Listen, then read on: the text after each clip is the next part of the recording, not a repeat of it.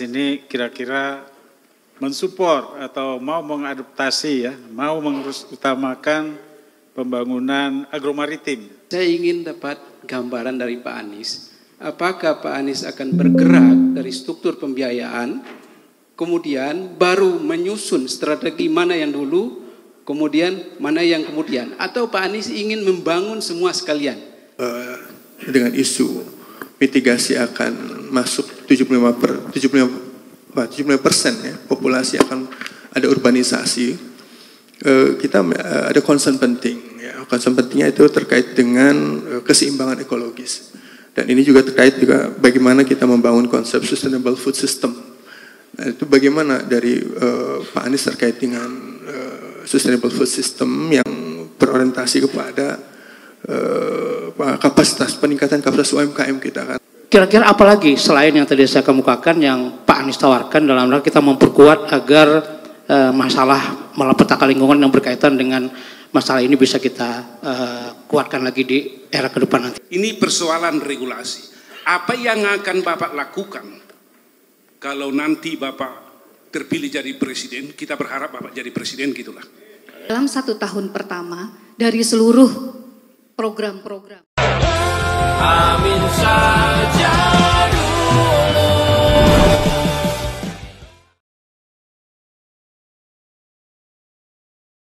Halo warga Provinsi Sumatera Utara, pemilu serentak sebentar lagi. Jangan lupa datang ke TPS hari Rabu 14 Februari 2024.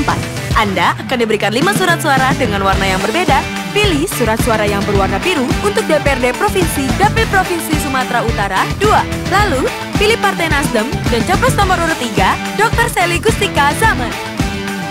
Ingat, pilih Partai Nasdem dan capres nomor urut 3, Dr. Sely Gustika Zaman. Dipingi oleh Ketum HA kepada Bapak Anies Rashid Baswedan PhD, kami mohon berkenan. Assalamualaikum warahmatullahi wabarakatuh. Alhamdulillahirabbil alamin, salatu wassalamu ala asrofil mursalin sayyidina Muhammad wa ala alihi washabihi ajmain, amma ba'd. Bapak-Ibu sekalian, alhamdulillah yang sangat kita hormati, sangat kita banggakan Mas Anies. Alhamdulillah sudah hadir di tengah-tengah kita warga IPB dan alumni IPB. Acaranya tunggal, Bapak-Ibu sekalian. Pada kesempatan pertama saya akan persilahkan beliau memaparkan visi misinya yang lebih khusus lagi mengenai agromaritim secara umum. Kemudian setelah itu, terserah ambil waktu berapa, setelah itu kita sudah punya 6 panelis yang sudah kita sepakati, karena besok ada lagi yang bicara. Setelah itu kita beri kesempatan 1 pertanyaan kepada 1 panelis. Hari ini Mas Anies yang menjadi panelis yang sudah kita sepakati bersama. Nomor 1 Profesor Hermanto Siregar, berdiri dong, berdiri. Kemudian masih menunggu Profesor Rahmat Pambudi. Kemudian nomor 3 adalah Profesor Yon Fitner, mohon berdiri Pak Yon. Beliau tadi lumayan saya perkenalkan Pak Hermanto Siregar, mungkin sudah Pak kenal semua. Profesor Yon bidangnya lebih banyak pada kelautan dan perikanan. Kemudian setelah ini Pak Fathan Kamil. Beliau lebih khusus nanti menyoroti bidang UKM dan koperasi. Setelah itu Profesor Hefni Effendi, beliau lebih banyak pada lingkungan hidup. Kemudian setelah itu Profesor Parulian Hutagaul, beliau dari CARE. Jadi kalau ada logo Bapak-Ibu sekalian, ada CARE di situ. Mudah-mudahan saya tidak salah. Center for Alternative and Conflict Resolution. Oke, jadi betul-betul CARE ini berpengalaman dulu ketika Ambon mengenangani konflik Aceh dan lain-lain, dan beliau akan banyak bertanya mengenai ini. Kemudian kita sedang menunggu Ibu Lely Pelitasari, masih di taksi, beliau baru mendarat dari Taiwan, mudah-mudahan keburu. Baik, Mas Anies saya persilakan menyampaikan programnya, visi-visi rencananya, khususnya nanti yang kita ingin mengenai agromaritim. Silakan. Assalamualaikum warahmatullahi wabarakatuh. Selamat malam, salam sejahtera untuk semuanya. Yang saya hormati Ketua Majelis Wali Amanat IPB Profesor Tridoyo Kusumastanto, yang saya hormati Ketua Dewan Guru Besar Profesor Dr. Insinyur Evi Damayanti, Ketua Senat Akademik Profesor Dr. Insinyur Yoni Kusmaryono, Rektor IPB yang saya hormati Bapak Arif Satria. Juga yang saya hormati secara khusus Ketua Umum Dewan Pimpinan Pusat Himpunan Alumni Institut Pertanian Bogor, Bapak Dr. Insinyur Walnek, dan saya hormati juga Pak Rektor kita, Pak Heri Suardianto, Profesor Didin, kemudian Pak Fadil, dan semua saja banyak sekali kolega-kolega, teman-teman kampus dulu yang hadir bersama di sini, yang mohon izin tidak disebut namanya satu persatu. Pertama saya menyampaikan terima kasih. Terima kasih sudah diundang untuk hadir di acara summit ini. Dan memang betul, kebetulan ini kan lagi kampanye ya Bapak Ibu. Memang iya lagi kampanye. Kampanye kan kita keliling gitu. Ya, keliling. Nah terus pas keliling, pas jadwalnya itu di Sumatera Selatan. Sumatera Selatan, Lubulingga, IPB bikin acara, alumni IPB bikin acara. Untuk isu yang kita paling banyak bicarakan di dalam semua kampanye kita. Iya. Ketemu ibu-ibu ngomongnya pangan, ke pasar ngomongnya pangan. Kemana-mana kita bicara tentang pangan. Jadi ketika ini saya bilang ini gimana cara ngaturnya nih. Alhamdulillah diatur sana sini, walaupun terlambat it's better late than never. Jadi alhamdulillah sampai juga malam hari ini. Dan ke IPB ini selalu seru sekalian karena di sini pakarnya banyak sekali. Sekolahnya satu tapi profesinya banyak. Iya, IPB kan terkenal macam-macam Pak Arif ya, Pak Arif. Dulu ada yang menyebut Institut Perbankan Bogor. Dulu. Mulai sebagian jadi Ustadz Institut Pesantren Bogor. Udah banyak juga yang Ustadz dari sini. Ada juga yang penyanyi. Jadilah Institut Penyanyi Bogor gitu ya kira-kira. Tapi apapun itu, yang jelas di sini dibekali dengan bekal yang luar biasa sehingga dimanapun bisa berkiprah. Jadi saya senang sekali bisa ketemu dengan para alumni di sini. Walaupun dulu saya tidak pernah berencana untuk masuk IPB. Bukan tidak apa-apa. Kenapa? Karena masuknya tanpa tes misalnya. Kalau masuknya tanpa tes itu berarti SMA-nya harus berprestasi.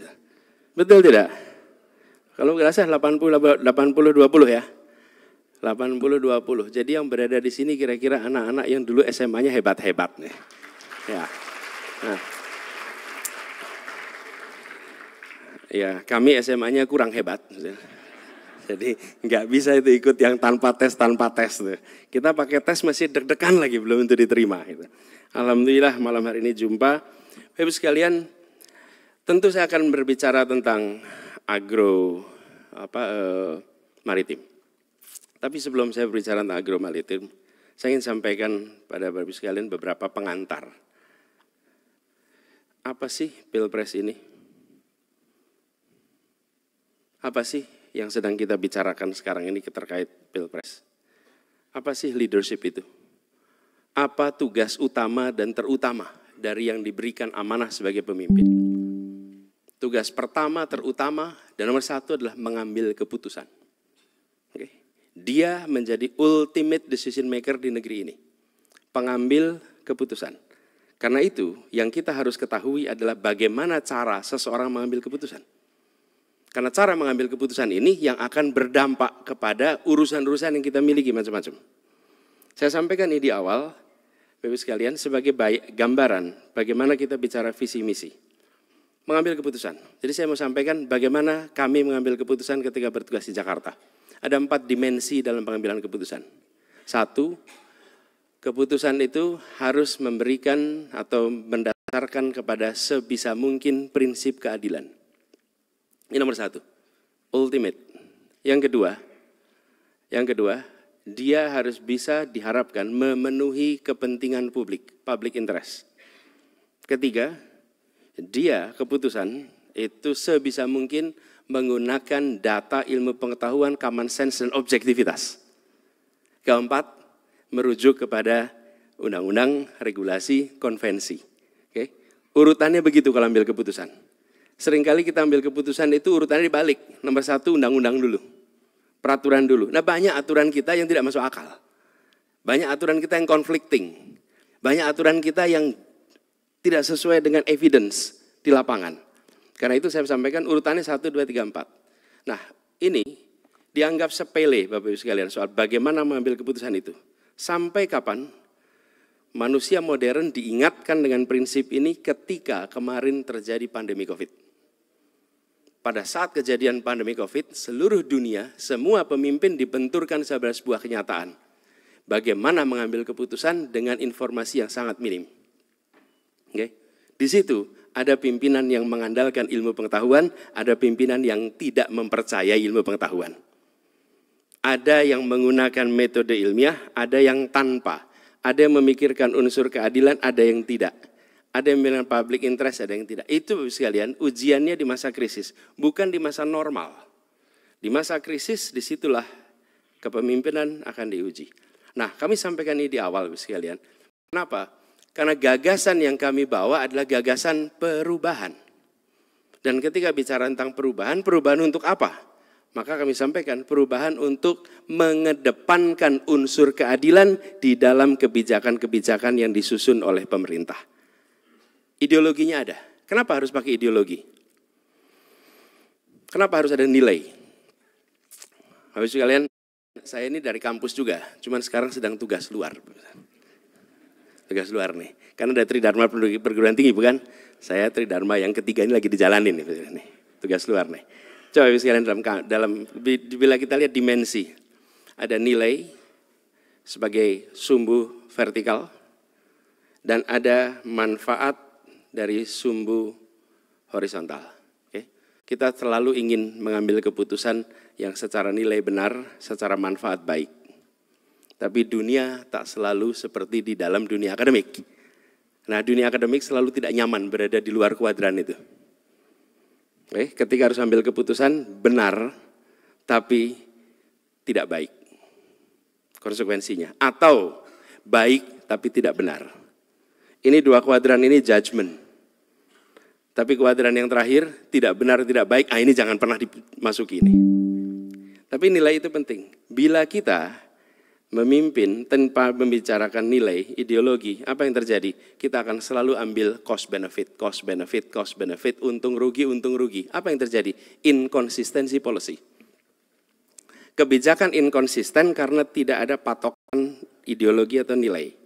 Dalam urusan ini yang diuntungkan, dalam urusan ini, inilah yang kemudian membuat kita sering disebut sebagai pragmatis. Ketika satu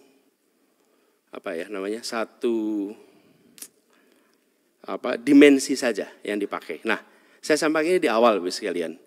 Kenapa Bapak sekalian? Karena kita berbicara tentang republik. Kalau saya memimpin 20 orang, maka saya akan tugaskan tiap orang, Anda tugasnya ini, si A, si B, si C, si D, dan seterusnya dengan masing-masing tugas. Karena saya pimpin 20 orang.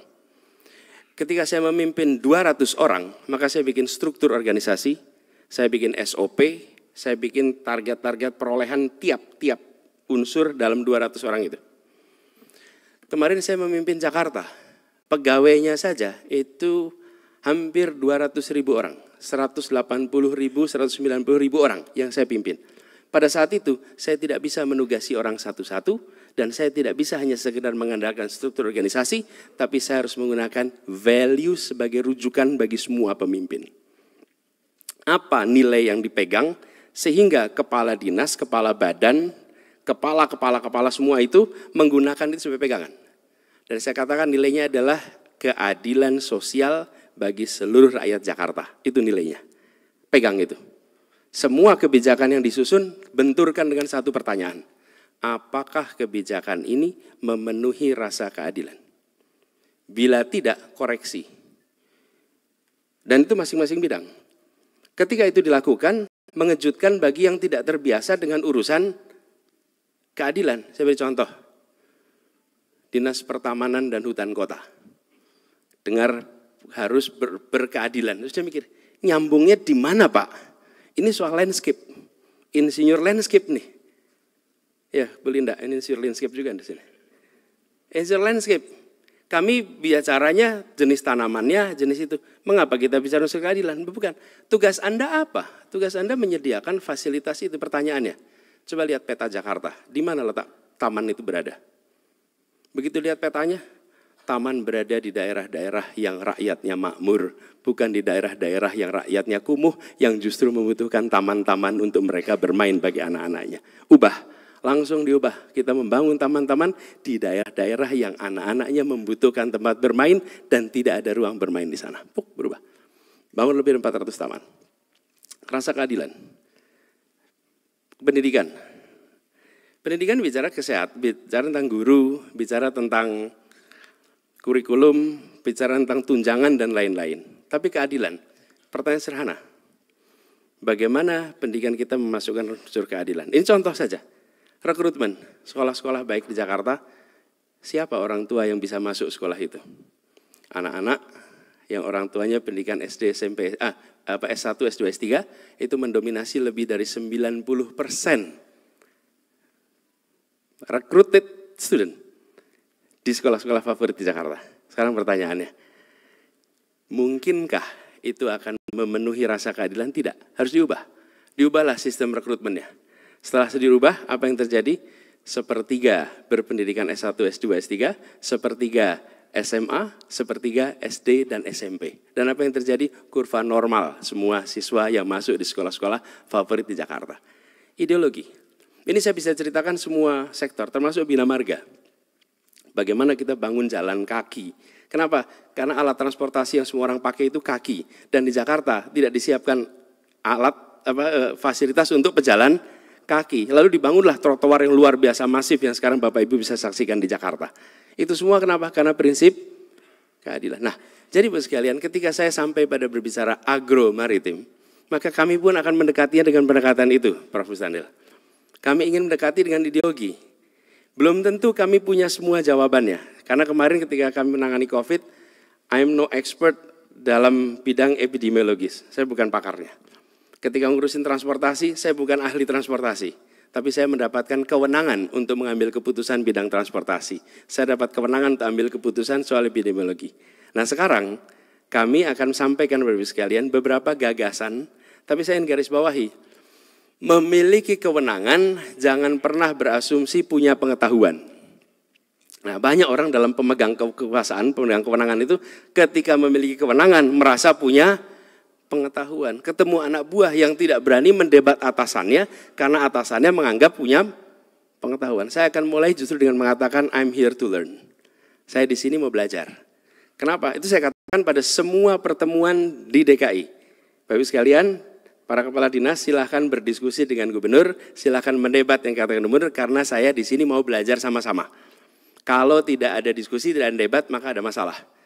Dan itu kami rasakan Mbak, masuk ke ruang rapim gubernur, pertama kali ini saya masuk, cari papan tulis nggak ada, adanya layar proyektor. Jadi adanya kaca untuk proyektor slide. Jadi saya sampaikan, ini ruang diskusi atau ruang instruksi? Karena lebih mirip ruang instruksi. Nah, pendekatan yang kita ingin lakukan adalah justru pendekatan di mana kami akan coba tunjukkan beberapa hal yang menjadi ide kami, tapi pada saat yang bersamaan kami berharap untuk bisa dapat masukan. Dan apa yang menjadi gagasan di buku putih itu, insya Allah nanti akan itu digunakan sebagai salah satu rujukan utama di dalam penyusunan rencana-rencana kita. Nah, ini disusun oleh mereka-mereka yang sudah tadi disebutkan mumpuni di bidangnya. Nah, jadi kami akan mulai Bapak Ibu sekalian dengan menyampaikan beberapa garis besar gagasan rencana. Dan nanti dengan senang hati berdiskusi dengan para panelis. Ini adanya nama panelis itu yang membuat beberapa calon presiden enggan datang kalau diundang, Mbak. Nah, iya, mau pakai nama panelis gitu kan deg-degan orang mau datang, gimana gitu.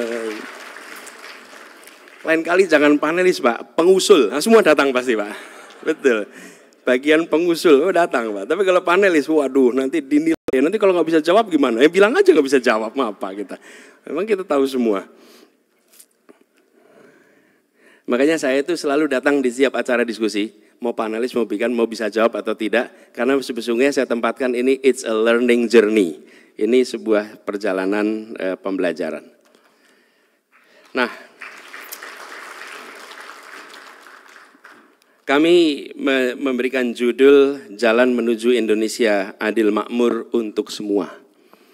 Inilah visi kami, satu kata, satu kalimat. Indonesia adil makmur untuk semua. Garis bawahnya untuk semua. Karena kita menghadapi ketimpangan yang luar biasa.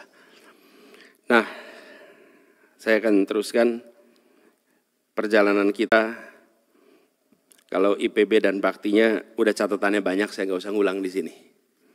Tapi teman-teman kemarin ketika berdiskusi, Pak tolong disampaikan soal IPB dan pengabdiannya. Saya rasa IPB dan pengabdiannya itu sudah luar biasa banyak. Ini peletak dasar, bukan saja pada kemajuan di bidang pertanian, tapi juga ini memberikan kontribusi yang luar biasa pada suplai orang-orang yang bekerja di bidang pangan di Indonesia dari IPB ini. Jadi saya ingin melanjutkan kepada apa yang sedang kami gagas. Ini sedikit agak historis Bapak Ibu sekalian. Tapi mengapa gagasan kami mulai dari ini? Kami akan singkat saja. Kita sedang menuju kepada satu yang kelima. Ini bukan karena nomor kita satu Bapak Ibu. Ini udah disusun sebelum dapat nomor Bapak Ibu. Cuman pas keluar nomornya kita bilang alhamdulillah gitu. Sesuai dengan visi kita. Karena visi kita itu nanti satu yang kelima. Satu yang pertama apa? Kita menjadi satu bangsa. Bapak Ibu sekalian di sini latar belakang etnik beda-beda. Bahasa daerahnya beda-beda. Tapi kita menjadi satu bangsa dan cirinya berbahasa persatuan bahasa Indonesia. Hari ini we take it for granted. Tapi jangan pernah take it for granted. Di Pasar Senen tahun 30-an, itu orang-orang dari berbagai wilayah datang ke Jakarta untuk kursus bahasa Indonesia. Karena menjadi Indonesia itu ditandai dengan bisa berbicara bahasa Indonesia. Itu jadi Indonesia. Hari ini kita semua bisa bahasa Indonesia. We take it for granted. Bapak Ibu pergi ke Uni Eropa. 28 bangsa membentuk satu negara. Bahasa resminya apa? Inggris, udah Brexit Bu. Bahasa resminya 23 bahasa. Jadi kalau kumpul begini, pakai headset di belakang sana. Dan seluruh dokumen diterjemahkan dalam 23 bahasa. Bapak Ibu datang ke India, apa bahasa resminya? Boleh 3 bahasa, di parlemen boleh 3 bahasa. Boleh bahasa Inggris, boleh bahasa Hindi, boleh bahasa daerahnya. Coba bayangkan, kalau boleh bahasa daerah di parlemen kita. Coba, apa yang terjadi itu? Nanti perwakilan daerah kalau tidak pakai bahasa daerah, Anda kurang percaya diri dengan bahasa daerah kami. Betul Bapak sekalian? Jangan anggap enteng soal bahasa ini. This is a uniting factor yang luar biasa. Kalau saya mengistilahkan, lemnya Republik ini adalah bahasa persatuan bahasa Indonesia. Itu lemnya yang luar biasa. Fase kedua, kita menjadi satu negara. Saya tidak perlu jelaskan. Itu satu yang kedua. Satu yang ketiga, kita menjadi satu negara kesatuan tahun 1950. Tahun 1950 itu satu negara kesatuan. Tanpa ini nggak ada yang bisa bilang NKRI harga mati. Karena NKRI itu adanya tahun 50. Sebelum itu namanya Republik Indonesia Serikat. Yang disebut Republik Indonesia itu cuma wilayah Jogja. Selebihnya bukan Republik Indonesia. Hanya Jogja. Ini terlewatkan dalam banyak catatan. Ini satu yang ketiga. Satu yang keempat, kita sudah satu bangsa, satu negara, satu kesatuan, tapi masih satu tanah, belum satu air. Muncullah deklarasi Juanda tahun 57 yang menyatakan bahwa air dan tanah menjadi satu kesatuan wawasan Nusantara. Wawasan Nusantara. Dan wawasan Nusantara ini diperjuangkan kemudian di PBB, baru diakui tahun 82, United Nations Convention Law of the Sea, 25 tahun. Saya baru tahu kalau Ibu Morin ternyata alumni IPB. Ayah beliau adalah salah satu diplomat yang mengusahakan pengakuan UN Clause, Pak Yusuf. Itu Bu Morin, Pak Yusuf itu adalah salah satu diplomat bersama dengan Pak Muhtar Kusumaatmaja. Nah, ini sudah keempat. Apa 1/5? Nah, ini visi yang kami tawarkan, Pak. Kami membayangkan visi yang kelima 2045, Indonesia bisa mendapatkan satu perekonomian sehingga terjadi satu kemakmuran. Satu perekonomian di 2045. Kami menghasilkan satu kemakmuran, bukan sama rata sama adil, bukan. Tapi kesempatan untuk makmur yang setara di seluruh Indonesia. Ini yang kita ingin tuju ke depan. Nah, ini selalu saya sampaikan di awal untuk menyampaikan juga, kami memandang tanpa ada keseriusan untuk menangani soal keadilan, maka persatuan itu sulit dijaga. Persatuan dalam ketimpangan itu sulit ditemukan, Bapak Ibu. Kalau ada yang bisa memberikan contoh, kita ingin belajar. Belajar bersatu dalam ketimpangan. Kalau ada, nggak ada. Yang ada adalah terjadi kesetaraan, terjadi rasa keadilan, dari situ muncul persatuan. True persatuan. Ada persatuan tapi semu, tanpa rasa keadilan, dengan dijaga angkatan bersenjata. Itu pernah kita rasakan dulu. Zaman Orde Baru ada namanya persatuan, tapi persatuan itu karena rasa takut, bukan karena rasa keadilan. Nah, tantangannya Bapak Ibu sekalian, yang saya ingin sampaikan dalam kesempatan ini, sesuatu yang mungkin untuk Bapak Ibu sekalian sudah obvious. Apa yang menjadi concern kita? Hari ini kita memiliki beberapa concern yang saya rasa obvious. Harga pangan yang timpang, kemudian tak terjangkau, petani nelayan yang belum sejahtera, kemudian ada kerentanan pangan akibat ketergantungan pada impor, kemudian ada tantangan global karena ada krisis iklim, kemudian ada kenyataan bahwa petani kita, menurut catatan yang ada, itu usia di atas 43 tahun adalah majority. Kalau tidak salah 72% dari total petani itu usianya di atas 43 tahun. Kemudian kenaikan harga pangan tadi, Bapak Ibu sekalian, untuk saya mengingatkan kita semua, lebih dari separuh pengeluaran masyarakat di Indonesia adalah untuk pengeluaran pangan.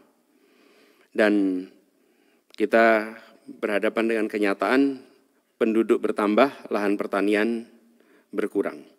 Tantangan-tantangan ini semua yang kemudian mengarahkan kita untuk mewujudkan yang kami sebut sebagai revolusi agromaritim.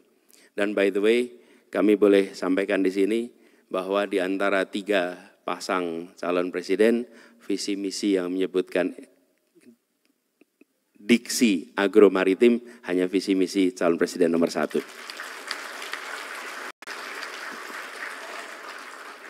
Bukan karena capresnya, karena timnya, Bapak Ibu. Ya, iya, kita ini kumpulkan mereka-mereka dan open minded aja. Dan jangan pernah merasa bahwa tahu semua. Udahlah, itu rumus masalah itu di situ. Merasa tahu semua, buka aja, kita dengarkan. Dan apa yang teman-teman yang tim cari sana sini kita dengarkan. Karena itulah sesungguhnya menurut saya kunci di dalam menghadapi masyarakat ke depan. Kami membayangkan Indonesia menjadi negara maju itu kriterianya bukan industri, bukan disebut advanced modern, tapi bila kita bisa menyebut diri kita sebagai a learning nation. Kalau kita bisa menyebut diri kita sebagai negara pembelajar, bangsa pembelajar, maka kita sampai kepada era maju.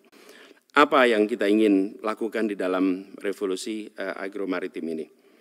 Pertama, Bapak Ibu sekalian, kita ingin melakukan perubahan secara menyeluruh di seluruh sektor agromaritim. Dan kami ingin ini dikerjakan dengan keseriusan. Banyak Bapak Ibu sekalian agenda kampanye, agenda politik yang tidak difikirkan how executable it is. Oke?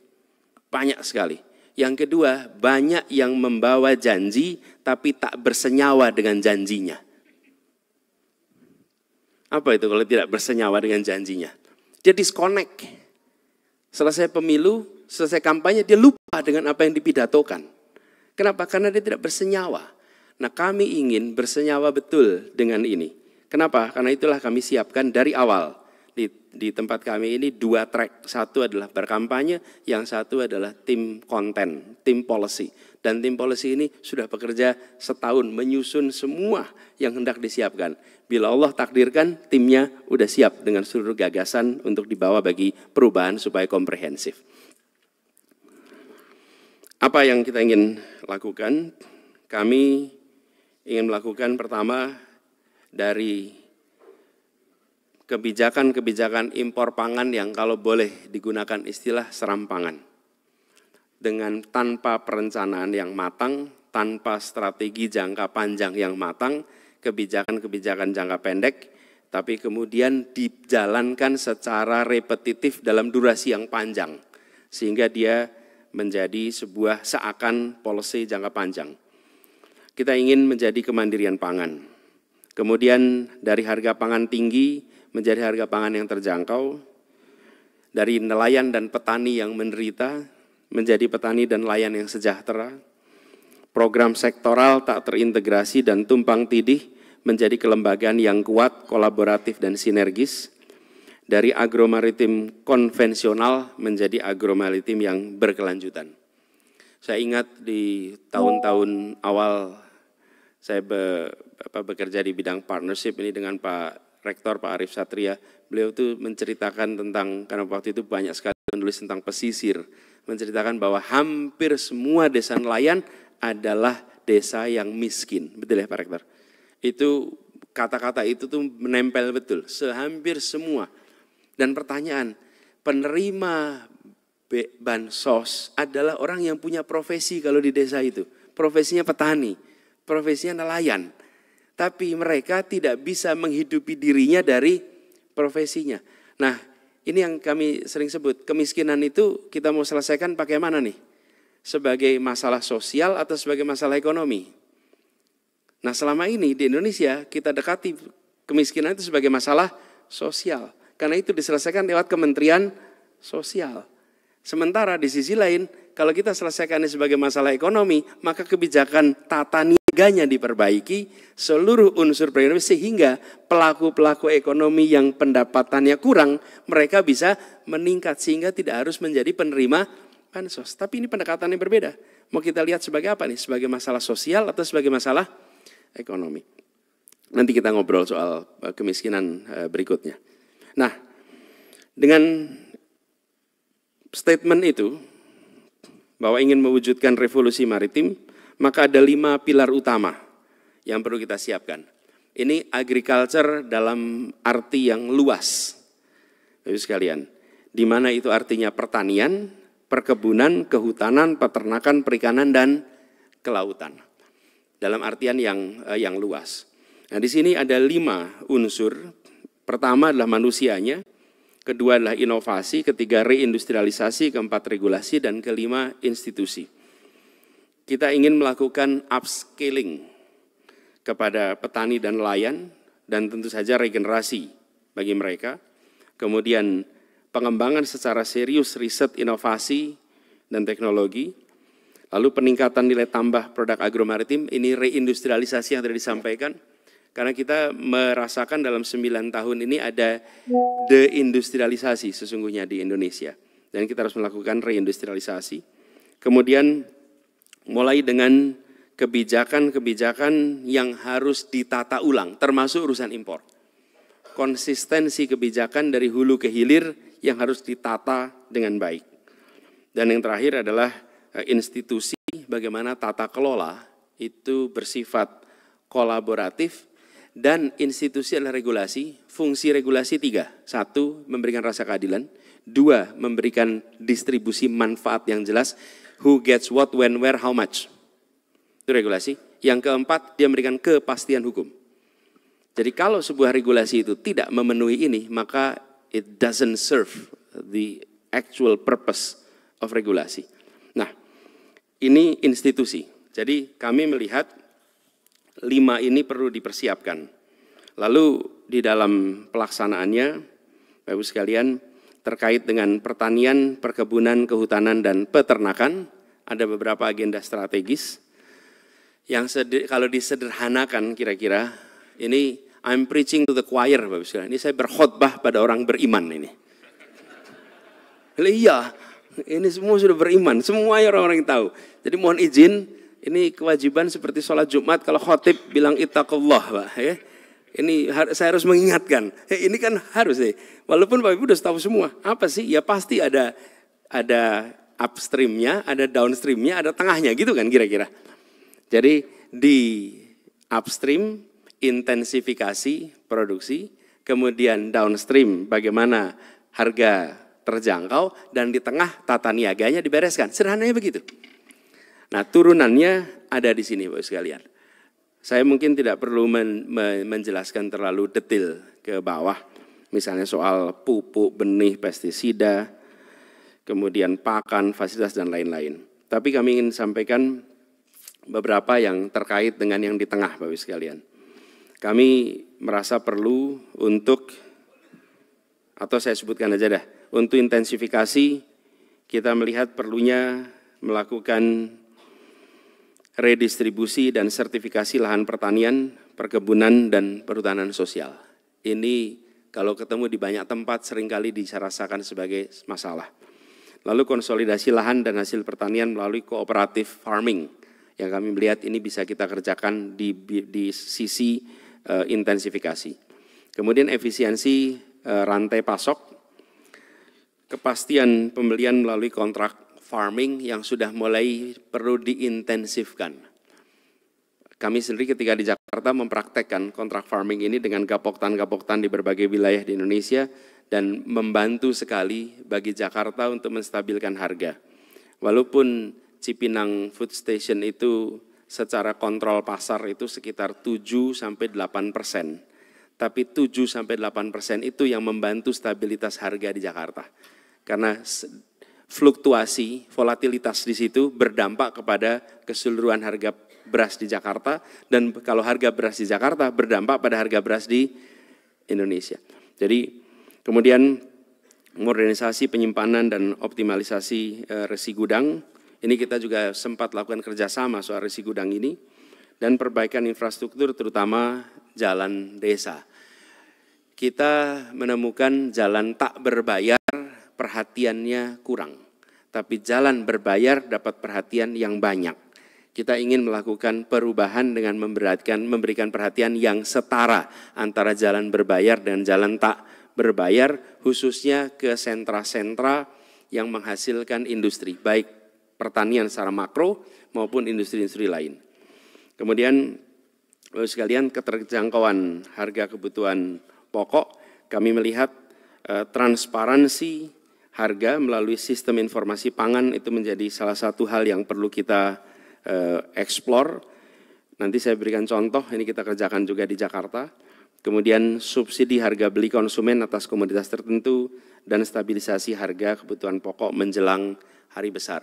Ini siklus ini saya kebetulan menjadi ketua TPID, Tim Pengendali Inflasi Daerah. Dan saya itu terus terang sambil rapat tuh sambil selalu heran.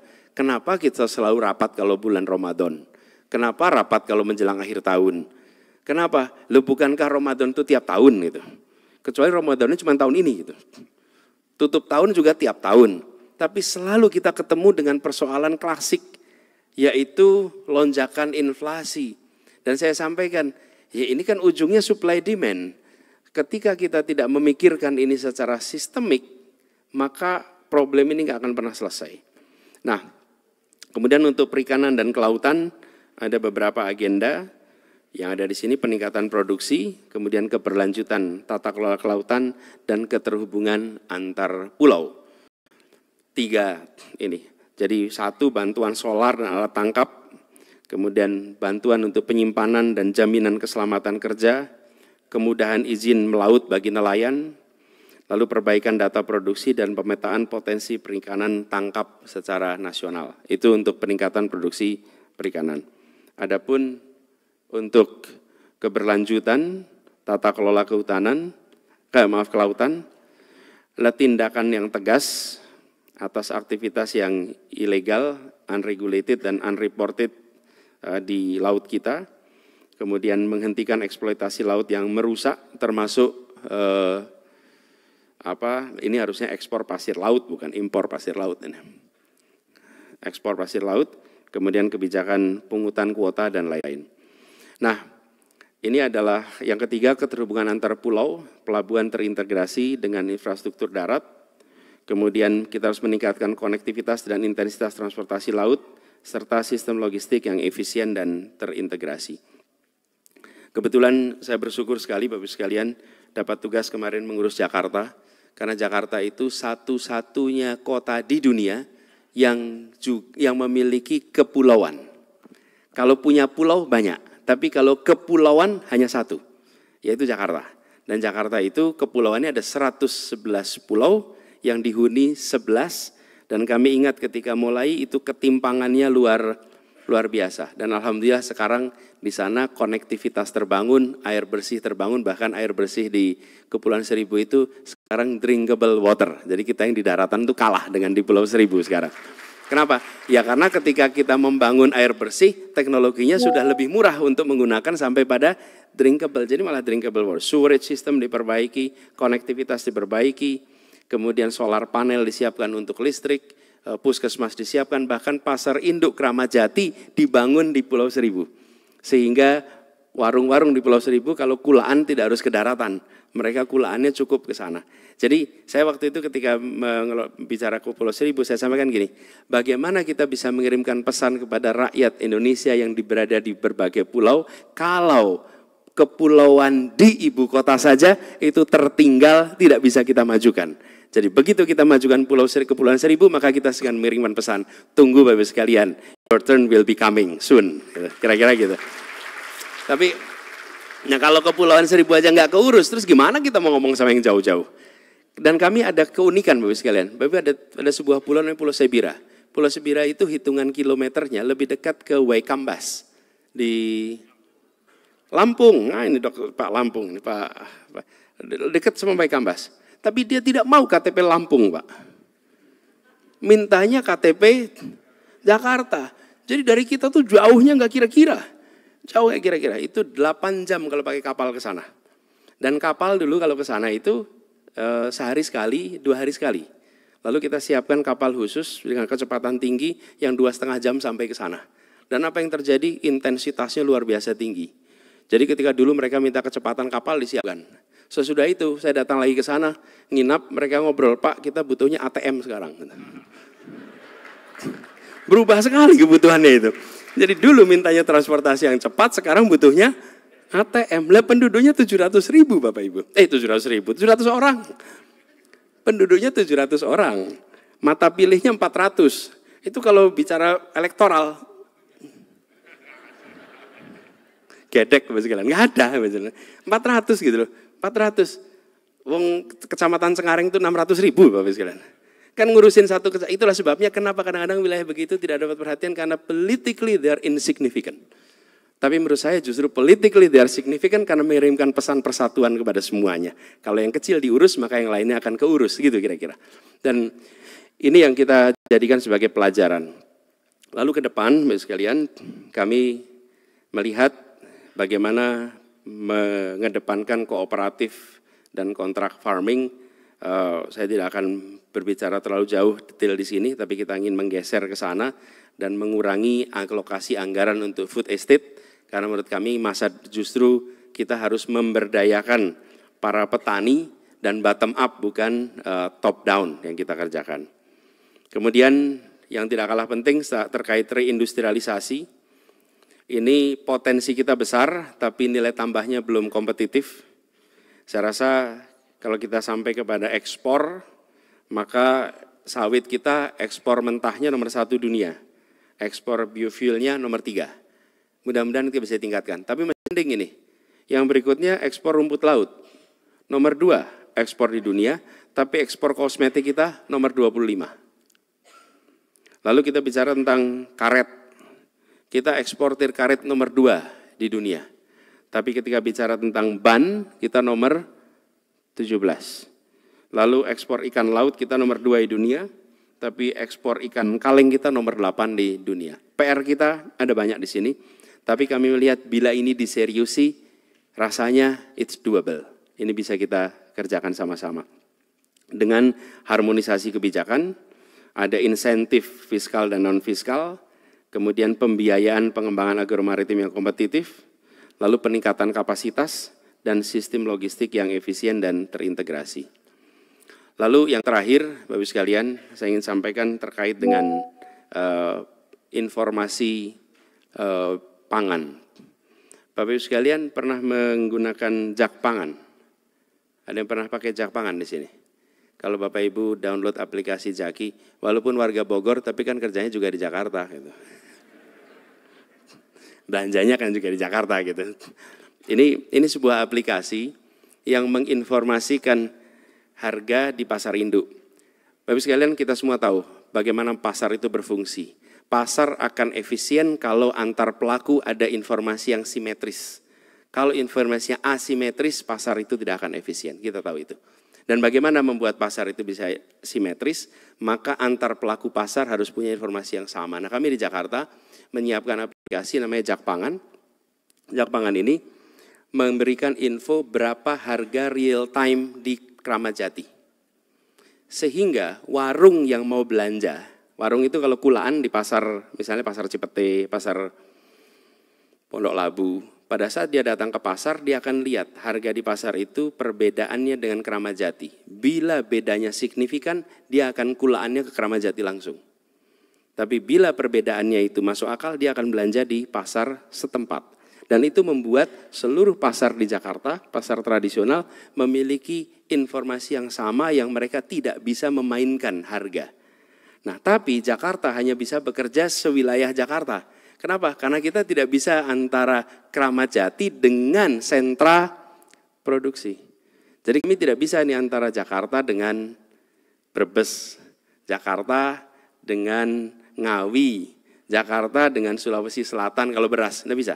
Karena wilayahnya terbatas. Nah, kami membayangkan kita sudah perlu menjajaki untuk membuat semacam sistem informasi pangan yang simetris dari mulai produksi sampai dengan penjual.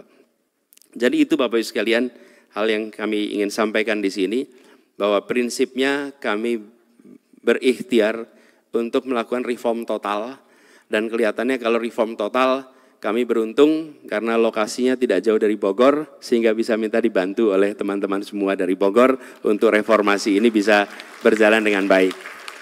Jadi karena ini tidak bisa dikerjakan separuh-separuh. Kami melihat bila ini tidak segera, by the way, kenapa ini menurut kami urgent and it's time. Kita akan mengalami urbanisasi yang masif 2 dekade ke depan. Saat ini 57% penduduk Indonesia di perkotaan. Diperkirakan di tahun 2050 sekitar 75% berada di perkotaan. Bila kita tidak segera menata ini, maka kita akan memiliki potensi krisis berulang hanya karena kita tidak mengantisipasi kenyataan shrinkage populasi di pedesaan, kemudian shrinkage wilayah yang kita gunakan untuk pertanian, tetapi ada pembesaran yang luar biasa di kawasan perkotaan. Potensi untuk mencapai kedaulatan menjadi menurun.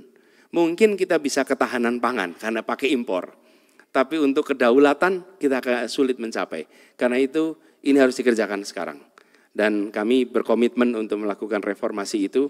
Insya Allah kita bisa kerjakan sama-sama. Dan saya berharap banyak dapat ide dari semua di sini. Terima kasih. Assalamualaikum warahmatullahi wabarakatuh. Baik, terima kasih Mas Anies. Gimana adik-adik mahasiswa kuliah 1 semester nih?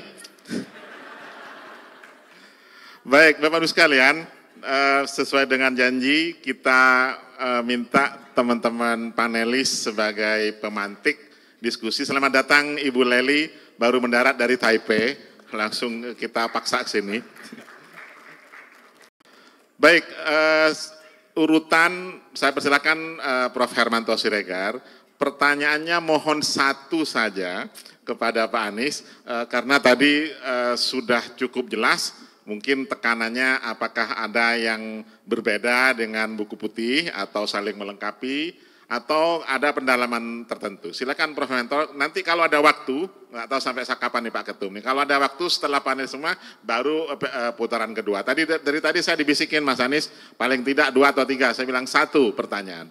Saya mau bertanya apakah Pak Anies ini kira-kira mensupport atau mau mengadaptasi ya, mau mengurus utamakan pembangunan agromaritim. Tapi udah terjawab ya. Jadi pertanyaan 1 itu udah lewat ya. Saya rubah pertanyaannya sedikit. Kalau rubah dijawab bayar Pak. Bisa diatur Pak Anies. Jadi saya di bagian perencanaan. Inovasi kelembagaan apa kira-kira Pak Anies yang perlu dilakukan dalam konteks perencanaan pembangunan, khususnya untuk mengawal agromaritim yang tadi dikatakan harus dilakukan secara terpadu, tidak parsial. Terima kasih. Baik, terima kasih Prof. Hermanto. Tepuk tangan dulu dong. Baik, silakan Mas Anies langsung dijawab supaya interaktif. Boleh sekalian aja Pak, nanti saya jawabnya. Oke.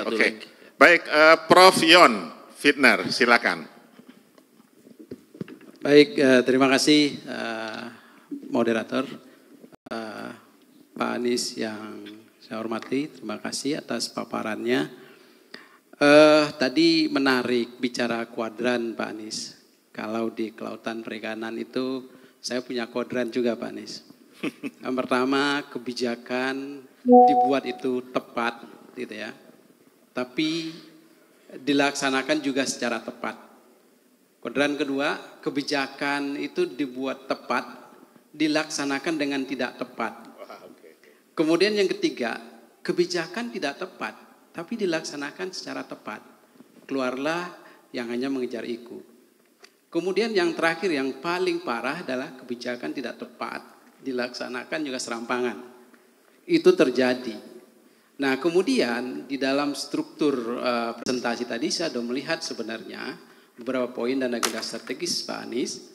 Tapi saya ingin memastikan kembali, ketika di dalam konteks kita membangun negara kepulauan, filosofi untuk menjadi negara maritim, kita memiliki sektor-sektor yang tidak sedikit. Beberapa poin harus kita dahulukan dan beberapa poin harus kita, mohon maaf bukan diulur, tapi harus diatur. Kenapa? Karena struktur belanja kita, ini Pak Anies makin paham, struktur belanja kita di kementerian, itu hampir 25% itu untuk belanja pegawai, gaji, tunjangan. Lebih dari 50% untuk belanja perjalanan, FGD, belanja modal itu kurang dari 10%. Saya ingin dapat gambaran dari Pak Anies, apakah Pak Anies akan bergerak dari struktur pembiayaan, kemudian baru menyusun strategi mana yang dulu, kemudian mana yang kemudian. Atau Pak Anies ingin membangun semua sekalian. Kira-kira milestone-nya seperti apa Pak Anies? Demikian Pak Moderator. Baik, terima kasih Profesor Yon Fitner. Berikutnya Pak Fathan, silakan.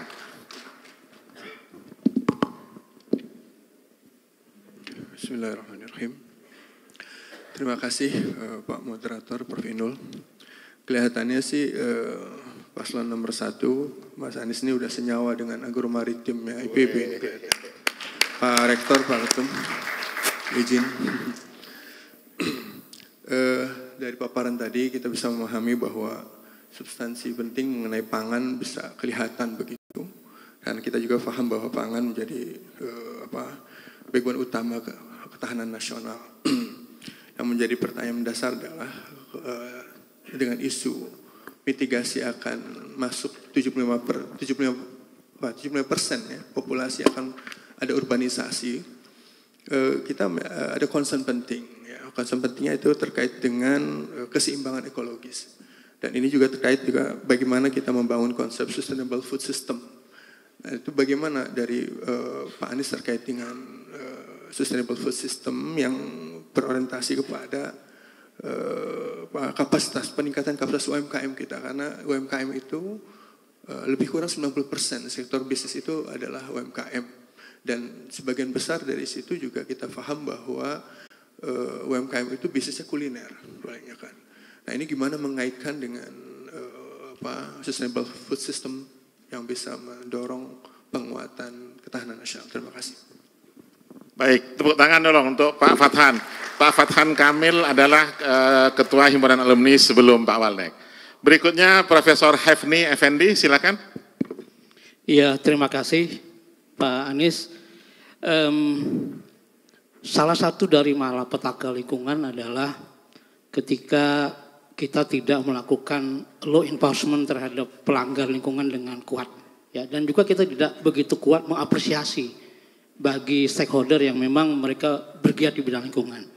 Nah, ada beberapa hal dalam kita memberikan insentif tersebut, misalnya dengan katakanlah memperkuat kehakiman yang bergerak masalah-masalah lingkungan. Belakangan ini kita sering melihat bahwa permasalahan lingkungan ketika dibawa ke meja hijau itu kalah, Pak. Karena apa? Karena memang para hakim dan jaksa itu tidak banyak yang paham tentang lingkungan. Nah, selain itu juga terkait dengan insentif, kita belum menerapkan sistem yang seperti tax reduction, tax holiday dan sebagainya. Dalam rangka kita memberikan apresiasi terhadap para katakanlah pengusaha yang memang sangat concern terhadap lingkungan. Nah, kira-kira apa lagi selain yang tadi saya kemukakan yang Pak Anies tawarkan dalam rangka kita memperkuat agar masalah malapetaka lingkungan yang berkaitan dengan masalah ini bisa kita kuatkan lagi di era ke depan nanti. Terima kasih, Pak. Terima kasih Prof. Hermi, tepuk tangan Bapak-Ibu sekalian. Malapetaka lingkungan. Baik, sekarang Profesor Parulian Hutagaul, silakan.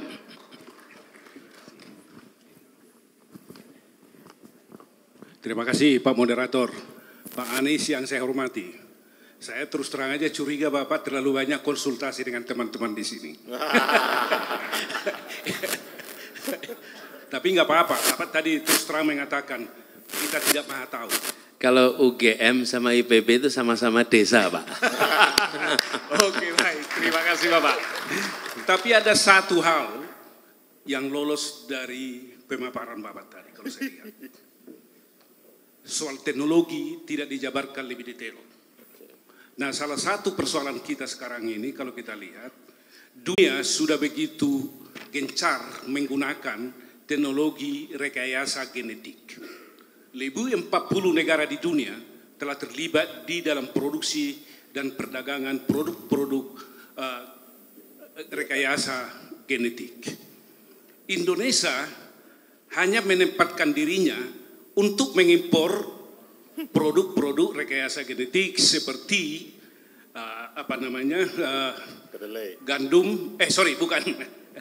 jagung, kedelai, dan yang lebih parah itu adalah tebu rekayasa genetik. Ini jutaan ton, Pak, kalau Bapak periksa. Saya punya data, tapi saya kira nggak perlu kita bahas karena waktu terbatas. Padahal Indonesia sejak 1985 sudah mengembangkan kemampuannya dengan kerjasama pemerintah Amerika Serikat dalam biotek. Bapak bisa cek, di PB pun ada program studi pasca sarjana biotek. Nah, persoalannya adalah berbagai benih rekayasa genetik sudah dilakukan oleh IPB dan lembaga-lembaga yang juga bergerak di bidang ini, tapi tidak dimanfaatkan. Alasannya kenapa?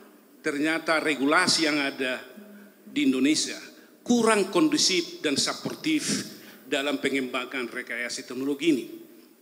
Kalau kita melihat di berbagai negara di dunia, terutama di Asia, di mana 50% lebih dari luas areal pertanian biotek atau rekayasa genetik yang sampai sekarang kumulatif 200 juta hektar sejak 1996 itu mereka sudah berhasil memanfaatkan ini. Tetapi kita sendiri belum memanfaatkan. Pertanyaannya Bang ya. Parulian, pertanyaannya. Oke.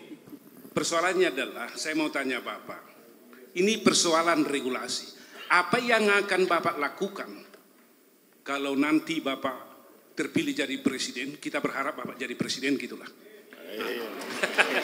Jadi kami ingin dengar, jangan sampai terabaikan kapasitas bangsa ini untuk membuat kita lumbung pangan dunia tahun 2045. Saya kira ini ada kunci. Terima kasih Pak Moderator. Baik, terima kasih Profesor Parulian Hutagaul.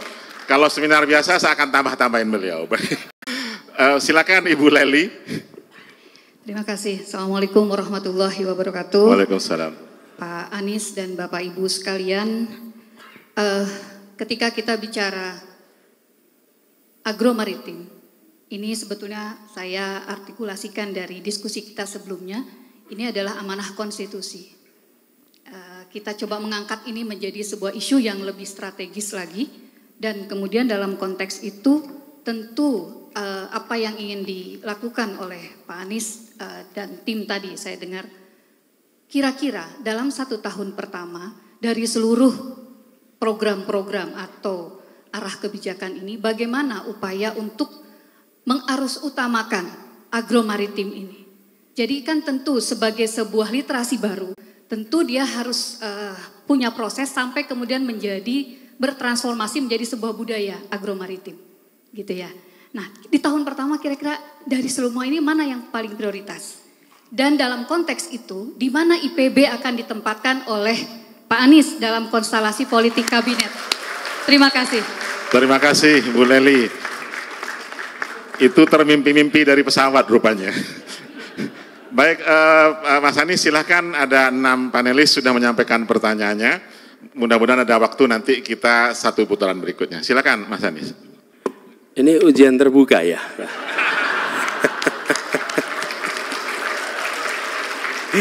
Aduh, siapa ini promotornya nih Pak kalau begini Pak kita. Seru, terima kasih Bapak sekalian. Terima kasih Prof. Hermanto dan semua saja yang tadi menyampaikan pandangan. Saya ingin mencoba untuk merespon beberapa yang tadi disampaikan. Jadi kalau sekarang kita sudah bicara di level agromaritim, Prof. Kemudian pertanyaannya kelembagaan. Nah, kami kebetulan ditakdirkan mengalami itu yang namanya pembentukan badan, pemisahan badan di level pemerintah pusat. Itu menyita energi yang luar biasa. Bikin badan baru atau mecah badan. Bapak Ibu semua merasakan, saya diangkat jadi Mendikbud, berubah menjadi Mendikbud, tapi Ristek Dikti di luar. Itu reform memisahkan, ini bukan menggabungkan, memisahkan itu bisa berlangsung separuh lebih dari masa jabatan. Betul ya? Pak Prof. Heri mungkin masih ingat, semua yang merasakan tuh. Sudah 5 tahun, gabung lagi Bapak Ibu sekalian. Iya kan? Gabung lagi, gabung dan ditambah pula gitu. Jadi Mendikbud, Ristek, Dikti. Saya sebenarnya nggak tahu lah namanya apa itu, pokoknya seluruh urusan tuh pendidikan dan riset jadi satu. Tapi itu betul-betul rumit. Jadi lalu saya sendiri Bapak sekalian, kami di DKI Jakarta, kami pisahkan asalnya yang namanya pariwisata dan kebudayaan itu jadi satu. Nah sementara yang satu mencari penghidupan namanya pariwisata, yang satu soal kehidupan. Nah, ini kan nggak bisa digabung. Nah, kemudian ketika dipisah, baru level Jakarta ini proses pemisahannya aja tidak sederhana. Jadi belajar dari itu, reformasi birokrasi dengan segala macam kerumitannya dan tata urusan yang banyak. Saya melihat lebih baik bicara isinya dulu, baru kemudian siapkan wadahnya. Siapkan isinya dulu. Jadi polisinya, langkahnya menggunakan kantong-kantong yang ada. Oke, kemudian secara bertahap nanti disiapkan badannya. Ini sama dengan isu urban, Pak. Bapak Ibu sekalian, kita tinggal di kota, semua ini tinggal di kota. Sekarang kalau saya tanya, ada tidak arahan pemerintah pusat soal kota? Enggak ada. Tapi kalau Bapak Ibu jadi kepala desa, ada arahannya. Namanya Kementerian Desa. Dan sekarang lebih banyak penduduk di kota dan tidak ada. Tanya wali kota, ada nggak arahan dari pusat? Nggak ada. Bagaimana menata jalan, bagaimana menata perumahan, bagaimana menata air bersih, bagaimana menata sampah, nggak ada sama sekali. Nggak ada guideline sama sekali. Nah kami berencana membuat, tapi kami nggak mau langsung Kementerian Perkotaan. Karena itu nanti akan menimbulkan problem itu sendiri. Kami mulai dengan peraturannya, menggunakan institusi yang ada, nanti secara bertahap membentuk badan, nanti pada saat bisa menjadi kementerian. Kira-kira pendekatannya begitu, Pak. Sehingga tidak menimbulkan justru energi dihabiskan di soal organisasi. Institusi itu kan bisa regulasi, tidak harus institusi itu berbentuk organisasi. Jadi itu, Pak. Tapi kami melihat melanjutkan barangkali apa yang disampaikan oleh Bu Lely tentang bagaimana mainstreaming ini. Jadi kami berpandangan Bapak sekalian, keputusan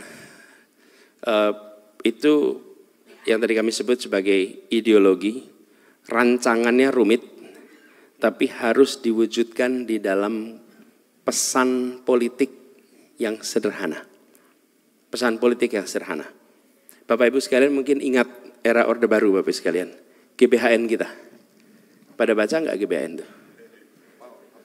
Enggak lah, kalau GBHN tebel tuh GBHN. 36 butir kita masih apal tuh. Tapi GBHN tuh tebel. Tapi kita selalu ingat dengan mantranya, trilogi pembangunan. Betul ya? Pertumbuhan, pemerataan. Sampai sekarang kita masih ingat. Itulah kekuatan pesan menjadi sederhana. Tapi kalau pesan itu kompleks, lalu tidak diwujudkan. Nah ini kaitan dengan mainstreaming, Bu. Bagaimana itu menjadi sebuah pesan yang dipahami oleh semua terkait dengan agro maritim. Ini harus diterjemahkan menjadi sebuah pesan yang dipahami oleh semua sehingga semua tahu ini kita bergerak ke arah agro maritim. Sesederhana itu. Bapak Ibu sekalian, yang menulis take off itu siapa? Rostow. Tapi saat Republik ini tahu yang namanya tinggal landas itu, Bapak Ibu. Betul tidak masa-masa itu? Ini karena ada mainstreaming di situ yang Ibu Lely tadi sampaikan. Mainstreaming, dia menjadi diksi politik yang digaungkan terus sehingga semua orang tahu we are heading into that direction. Artinya menurut kami agro maritim ini sudah saatnya dibawa begitu. Badannya disiapkan, pesannya diwujudkan. Nah, kalau mau mainstreaming maka ngobrolnya dengan ahli komunikasi, bukan dengan ahli agro maritim, bukan. Karena ini menerjemahkan menjadi komunikasi politik. Jadi itu. Kemudian Prof. Jon Fitner terkait dengan struktur pembiayaan dan lain. Nah, ini Prof kami menemukan dari apa yang kami lihat kemarin, Prof. You're very right. Bahwa begitu kita lihat struktur pembiayaan, kita ini beban di overhead-nya luar biasa. Luar biasa sekali. Nah, apa yang terjadi Bapak sekalian? Kalau boleh saya refleksi dari perjalanan kami melihat ketika membawa agenda untuk perubahan ke dalam birokrasi, itu political leaders itu masuk di dalam belantara birokrasi dan tidak memiliki instrumen untuk mengendalikan. Tidak bisa. Bapak Ibu, Wali Kota Bogor terpilih. Begitu dia masuk ke kantor Wali Kota, struktur seluruhnya adalah struktur yang serve Wali Kota sebelumnya. Dan dia Lone Ranger datang ke situ. Ketemu dengan semuanya tanpa punya pegangan apapun. Kenapa? Karena kita ini hanya memberikan ruang kepada orang yang dipilih secara politik dan karir birokrat dan tidak ada yang di tengahnya. Yang di tengahnya itu dalam ilmu politik disebut sebagai political appointee. Political appointee itu orang yang dibawa untuk menerjemahkan agenda politik itu menjadi teknokrasi. Itulah political appointee. Jadi teknokrasi dengan membawa agenda politik. Nah, teknokrasinya itu tidak dikasih ruang di sini. Yang ada teknokrat karir, tapi bukan teknokrat ideologi. Karir itu nggak ada ideologinya Bapak Ibu sekalian. Ideologinya adalah to please the boss. Itu ideologinya. Tapi ideologi dalam artian apa garis kebijakan nggak dibawa. Nah, itu yang kemarin, ini saya coba pengalaman kami di Jakarta. Jadi ketika beruntung Pilkada Jakarta itu selesai bulan April, pelantikan bulan Oktober. 6 bulan kami menerjemahkan political promise menjadi program, menjadi kegiatan yang bisa dimasukkan langsung ke Bapeda dan bisa dimasukkan langsung ke BPKD yang ngurusin keuangan dan langsung muncul di dalam APBD yang restructuring semuanya sehingga langsung bisa dieksekusi oleh teknokrasi. Dan itu ruang itu yang kemarin bisa dibuat. Tapi kalau tidak ada itu hilang di jalan. Dan birokrasi memiliki keterampilan untuk mengolah atasannya. Nah, semua janji siap terlaksana Pak. Nah siap, di ujung kok nggak ada ini barangnya. Jadi dan itu terjebak ke situ. Apa? Kuncinya biro perencana di setiap kementerian. Itu harus memiliki menu yang dibawa sehingga struktur itu langsung struktur pembiayaan itu langsung bisa diubah dan diisi dengan program. Tapi kalau tidak masuk sampai level itu maka hilang di jalan. Dan kalau udah hilang di jalan itu mau dihitung berapa tahun pun tidak akan berhasil Pak. Nah, inilah kekuatan delivery unit yang sesungguhnya dibutuhkan. Waktu itu kami membuat delivery unit namanya TGUPP. Itu berisi 56 orang dan 56 orang itu menerjemahkan 23 janji menjadi 150 program, menjadi lebih dari 1000 kegiatan dan itu masuk di seluruh aktivitas. Dan itu mengubah.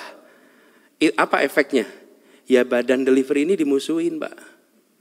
Karena mereorganisasi atas pembiayaan di situ. Itu ongkos yang harus ditanggung.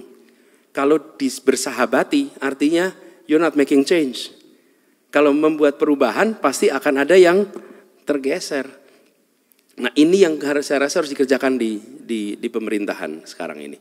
Bahwa bila ada periode itu harus disiapkan sehingga eksekusi sampai ke perencanaan itu bisa berjalan dengan baik. Kemudian Pak Fathan Kamil, terima kasih terkait dengan sustainable food system dan peningkatan UMKM.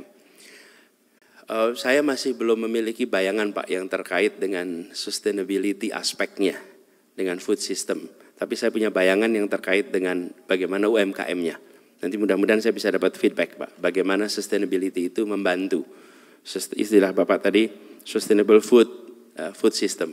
Saya nanti minta diberikan feeding soal itu. Tapi yang terkait dengan UMKM, kami merasa UMKM ini harus ada keseriusan secara regulasi Pak.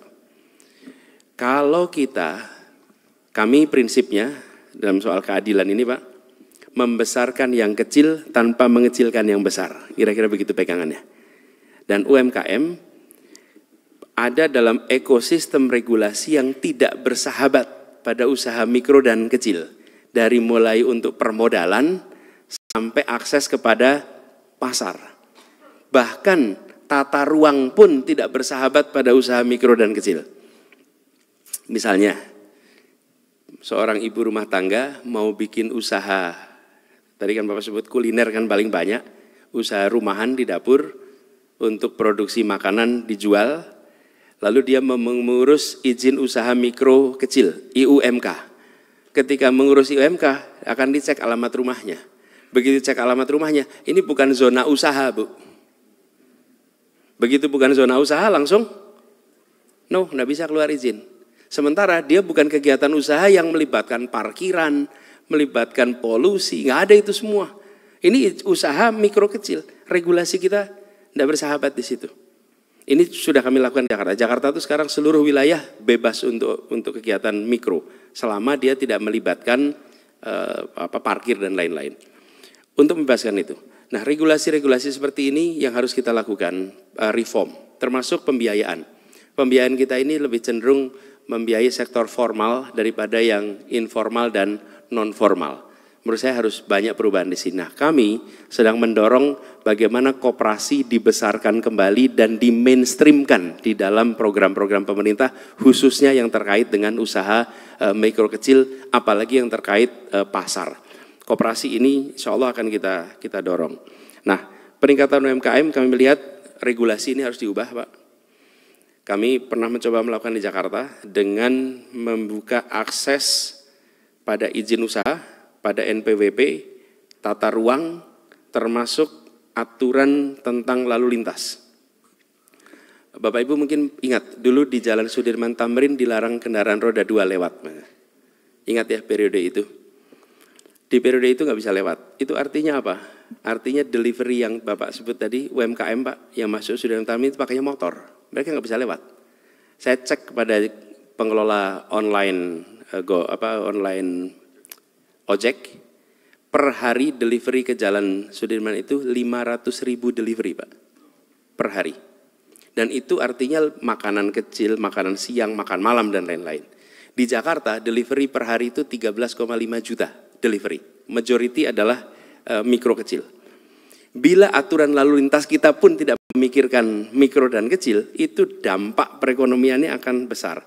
Jadi kami melihat untuk mengembangkan mikro kecil itu dorongan di situ baru kita lakukan. Dan begitu mereka dapat akses pada pasar, mereka tumbuh berkembang dengan baik. Kami pernah punya pengalaman agak anekdotal, Pak, kasusnya. Warung kaki lima punya izin usaha dan punya NPWP, sehingga dia dalam warung pecel lele itu lebih banyak delivery daripada dine-in di pinggir jalan. Kenapa? Ya karena semua lingkaran di situ kalau memesan pecel lele sekarang pakai aplikasi, tapi memasukkan dia ke pasar digital dibutuhkan NPWP, dibutuhkan IUMK. Siapa yang bisa melakukan? Negara. Kalau kami dulu membagikan secara gratis, cuma-cuma. Jadi itu, Pak, dorongannya untuk UMKM, tapi ini harus ada keberpihakan serius. Dan kami membayangkan termasuk UMKM ini adalah usaha di bidang properti, Pak. Kita akan menemukan ke depan pembangunan properti di kawasan urban makin banyak. 85% rumah dibangun itu dikerjakan sendiri atau dikerjakan mandor. Ini tidak bisa dapat pembiayaan, Pak. Karena yang bisa mendapat pembiayaan itu yang kontraktor yang besar. Padahal kontraktor besar itu porsinya kecil dalam perekonomian. Kenapa? Karena regulasi kita mengharuskan yang serba formal. Jadi ini yang ingin kita ubah sama-sama. Prof. Hefni terkait dengan perkara lingkungan sering kalah di pengadilan, dan dulu kami pernah merasakan, Pak, kami dituntut, Pak, oleh civil class action itu. Apa namanya, Pak? Kalau civil class action itu tuntutan ke pemerintah,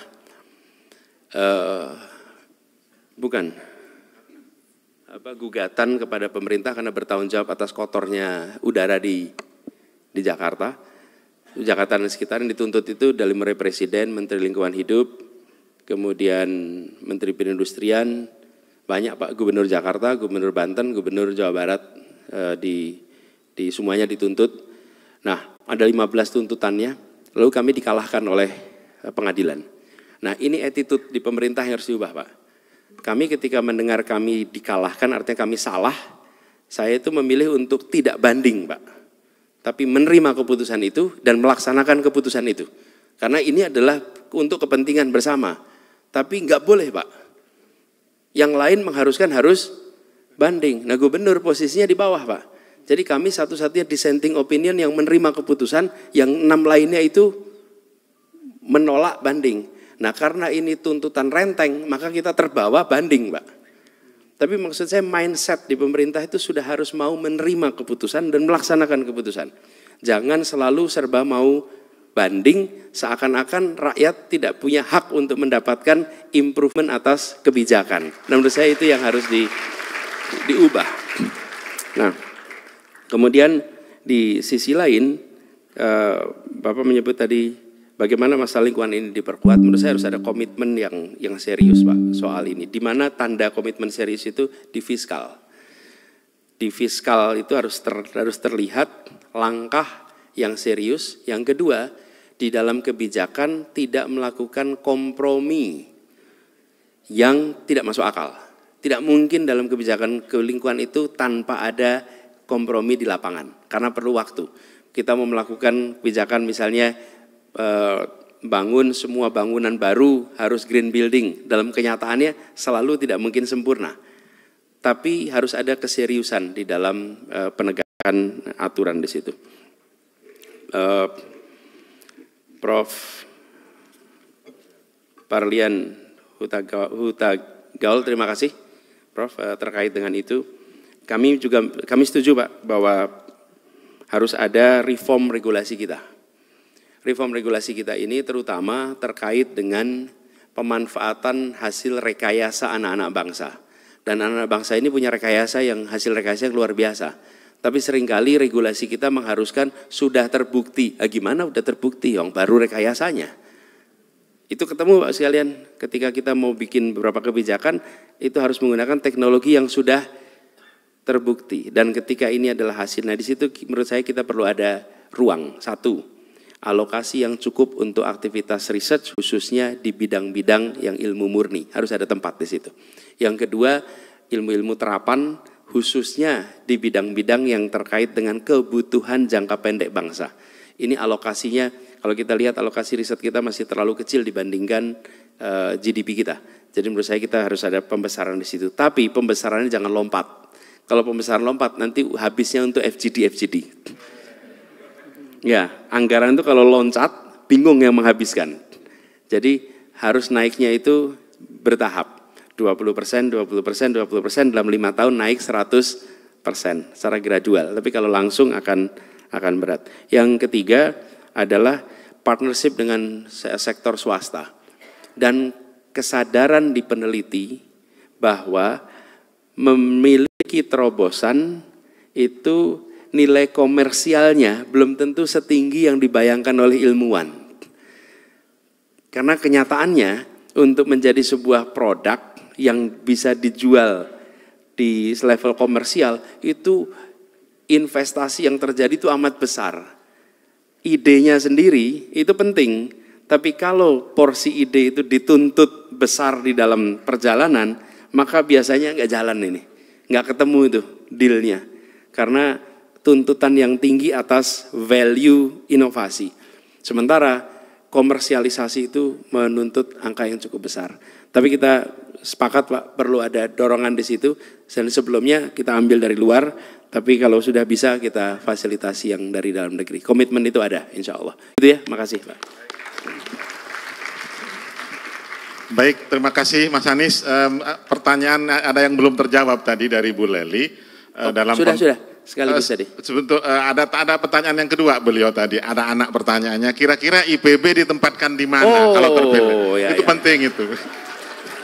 Kemudian saya ingin nitip pertanyaan juga Pak Mas Anies, tadi belum disebutkan kira-kira agromaritim ini nanti positioning di global akan seperti apa. Sebelum kita mohon Mas Anies memberikan closing statement karena waktu sudah cukup malam. Silakan. Ya. IPB di mana baiknya Bu ya? IPB tetap di Bogor lah, jangan pergi kemana-mana gitu. Jadi gini, kami mempercayai proses meritokratik. Dan kami berharap dengan proses meritokratik itu kita bisa mendapatkan yang terbaik. Jadi dari IPB kita berharap mendapatkan resources yang mumpuni. Dan kita tadi dengan adanya buku putih itu mudah-mudahan bisa menjadi rujukan awal di mana kita bisa bergerak. Dan begini Bapak sekalian, kampus harus dijaga di satu sisi bermitra di dalam proses teknokrasi, itu satu sisi. Di sisi lain, kampus tetap harus bisa menjadi institusi yang melakukan riset secara mandiri dan institusi yang memiliki jarak dengan negara supaya bisa terus mengkritisi kebijakan-kebijakan yang disusun oleh negara. Sehingga ada balance di situ. Nah, jadi ini salah satu yang ingin kita kembalikan, jangan sampai di kampus ada rasa takut lagi untuk mengkritik pemerintah. Nah, kemarin saya udah bilang kan Wakanda no more itu, Indonesia forever gitu. Nah, jangan sampai nanti ada ruang. Tapi dari satu sisi partnership, di sisi lain itu. Tapi yang tadi kami sampaikan Bu sekalian, saya pernah berada di sebuah institusi ketika kami mendalami public policy di kampus tempat kami bekerja. Pada saat itu, bukan bekerja belajar, kami di University of Maryland School of Public Policy, semua dosennya itu adalah konservatif, Republikan, konservatif, semua dosennya. Kenapa? Karena dosen yang Demokrat sedang berada di pemerintahan. Waktu itu Bill Clinton yang sedang memerintah. Begitu ganti George Bush, seluruh dosennya berpindah. Yang di dalam kampus masuk ke pemerintahan, yang di pemerintahan keluar ngajar di kampus. This is true story. Itu yang saya maksud dari ideologi. Jadi si dosen ini dia berpandangan konservatif dalam policy, dan dia menunggu gilirannya ketika political leadersnya berubah, dia yang menjadi nama political appointee, menerjemahkan gagasan nilai itu menjadi policy. Itu yang saya maksud tadi, problem kita di situ. Nah, kebanyakan kita tidak punya, partai juga ideologinya apa gitu. Kita hari ini nih, ya, tapi itu PR tersendiri bukan IPB. Nanti kalau enggak Institut Politik Bogor ya. Ini pertanian Bogor nih gitu. Tapi itu salah satu concern yang kami miliki. Makanya saya eksplisit mengatakan ideologi kami adalah keadilan. Dan kami ingin teknokrat-teknokrat yang bergabung adalah teknokrat yang percaya dengan ideologi keadilan ini. Kalau tidak, nggak usah bergabung. Nggak apa-apa, karena itu adalah keyakinan kok gitu. Kalau Anda mempercayai ideologi. Dengan begitu nanti terjemahan polisinya konsisten. Yang problem di kita adalah, mohon maaf sekalian kalau saya refleksi sedikit. Kita tidak membaca undang-undang dasar kita. Kita tidak membaca apa perintah konstitusi kita belajar di Eropa, belajar di Amerika, pulang ke Indonesia mencoba menerjemahkan apa yang kita pelajari di luar di negeri ini tanpa merujuk apa yang sesungguhnya diinginkan ketika Republik ini pertama kali didirikan. Jadi menurut saya sudah saatnya kita kembali apa sih yang sesungguhnya mau dituju oleh Republik ini. Jangan kita ngumpulin akhirnya yang sekolahnya di Perancis bawa ideologi A, yang sekolah di Amerika ideologi B, yang sekolah di Belanda ideologi C, sampai ke sini semuanya berantem membawa ilmu dari gurunya masing-masing. Sementara yang kita butuhkan adalah pegangan dari konstitusi kita. Jadi kami berharap IPB nanti bisa menjadi salah satu soko guru utama di dalam reformasi maritim yang kita kerjakan. Lalu terakhir Pak Pustandul terkait dengan agro maritim. Istilah ini sendiri kalau tidak salah istilah yang relatif baru di dalam percakapan global. Dan Indonesia sudah saatnya memang menawarkan dari kita kepada dunia. Mengapa? Ya kita memiliki comparative advantage dengan sebuah negara kepulauan yang tadi disampaikan Pak Ketua. Ini negara kepulauan, di mana negara kepulauan sebesar Indonesia kecuali di Nusantara ini? Tidak ada. Jadi saya melihat malah kita harus bisa menjadi promoter of agri maritim di dalam percakapan global terkait dengan ilmu pertanian, ilmu kelautan yang kalau dulu kan agriculture sama aquaculture gitu ya kira-kira. Lalu ini menjadi agro maritim sebagai sebuah bonggol besar yang menjangkau semua. Nah ini harus bisa menjadi keunggulan. Nah ini juga Prof kami membayangkan kolaborasi kampus-kampus dengan institusi termaju di bidang ini. Kenapa? Kalau hanya kita yang mempromosikan tough sekali. Tapi kalau kita berkolaborasi dengan institusi-institusi terkemuka di bidang-bidang ini, maka mereka yang akan menjadi co-promoter atas gagasan agro maritim. Toh kalau bicara tempatnya di mana, tempatnya akan di Indonesia. Dan ini salah satu keinginan kita Pak, walaupun ini bukan bidang ini, percakapan tentang pendidikan, kami ingin ke depan akan lebih banyak lagi kerjasama riset dengan mendatangkan profesor dari luar ke sini, supaya ketika mereka pulang, mereka menjadi promotor dari ilmu-ilmu yang berkembang di Indonesia, di negeri mereka masing-masing. Tapi itu nanti pembicaraannya di Institut Pendidikan Bogor. Karena itu bicaranya soal pendidikan, itu bukan pertanian. Bapak Ibu sekalian, saya ingin sampaikan terima kasih. Terima kasih atas kesempatan untuk berbagi gagasan di sini. Terima kasih atas feedback dari Bapak-Bapak Ibu para panelis. Dan doakan agar apa yang digagas ini bisa nanti terlaksana. Dan terlaksana itu kan artinya menang dulu Bapak Ibu. Iya dong, itu gimana kita mau melaksanakan. Jadi doakan agar nanti 14 Februari, amin aja dulu. Emang ini semuanya serba kebetulan Bapak Ibu sekalian. Amin itu bukan dirancang oleh konsultan komunikasi. Itu yang Maha Kuasa yang menggabungkan. Jadi jadilah amin gitu. Amin. Dan ini Pak Ruhyat datang khusus di sini dengan membawa warna yang kita udah jelas warnanya apa gitu. Pak Ruyat, terima kasih. Dan semuanya saja, Assalamualaikum warahmatullahi wabarakatuh.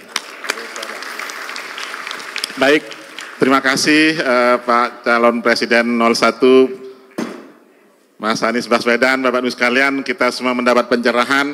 Sekali lagi atas nama panitia kita ucapkan aplaus, kasih semangat kepada beliau, selamat, terima kasih. Semoga yang nonton video ini dilancarkan rezekinya. Amin aja dulu. Halo warga Provinsi Sumatera Utara, pemilu serentak sebentar lagi. Jangan lupa datang ke TPS hari Rabu 14 Februari 2024. Anda akan diberikan 5 surat suara dengan warna yang berbeda.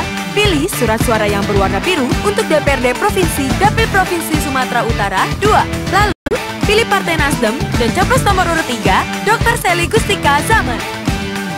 Ingat, pilih Partai Nasdem dan capres nomor urut 3, Dr.